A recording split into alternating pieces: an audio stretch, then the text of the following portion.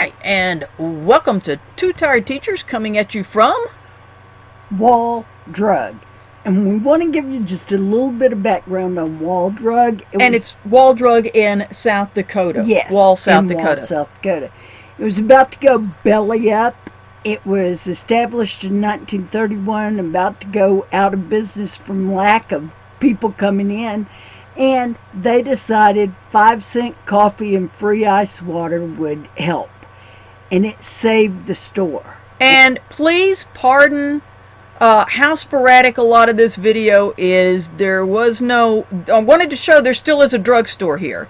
But there at the time of this recording, there was no mask requirement for South Dakota. And so... essentially, if I started down an aisle and saw a lot of people without masks, I was heading somewhere else. Yes. But we got up early because we were sleeping in the parking lot. And that is something. They have actually 3 large parking lots, and there is overnight. You can stay overnight in an RV in their parking lot. And they have, obviously, a chapel. But we were not alone back there. But we do want to mention there is a parking lot right next door to the Wall parking lot where it says... no overnight camping, and the people that were parked there were gone early the next morning.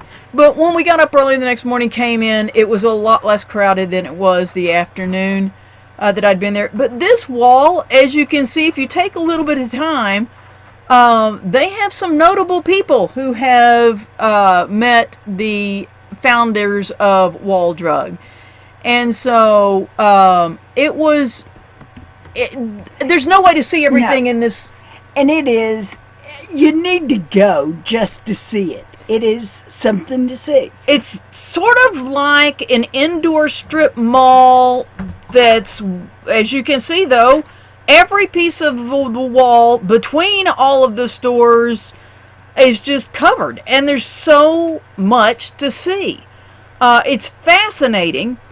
But there are also lots of stores, and you go from one store to the next store to the next store, and a lot of them carried the same items, and then some of them carried completely different kinds of things. Like there's this complete rock shop, or a fudge or taffy shop, and but there are there's a cafe you can.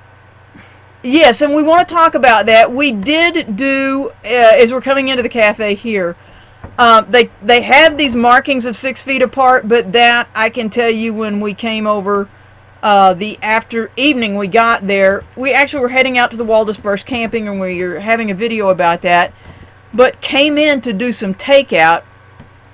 They do still have the 5-cent coffee. And this carving over here on the left is a Butch Cassidy and Sundance Kid. I did not know that. But there were so many people standing there waiting for their food that I was just turned toward this carving, trying to avoid being around people that didn't have on masks. But these pictures, these historic pictures, and they're more out back. We did go out to the extension, annex, if you will, that's out back. And it has a jackalope and a bucking bronc that the kids or some adults can get on the saddles and have your picture taken with it. And some bison you can stand next to. But fascinating. And then they had these pieces of history that are just mixed in with all of the souvenir and celebrity.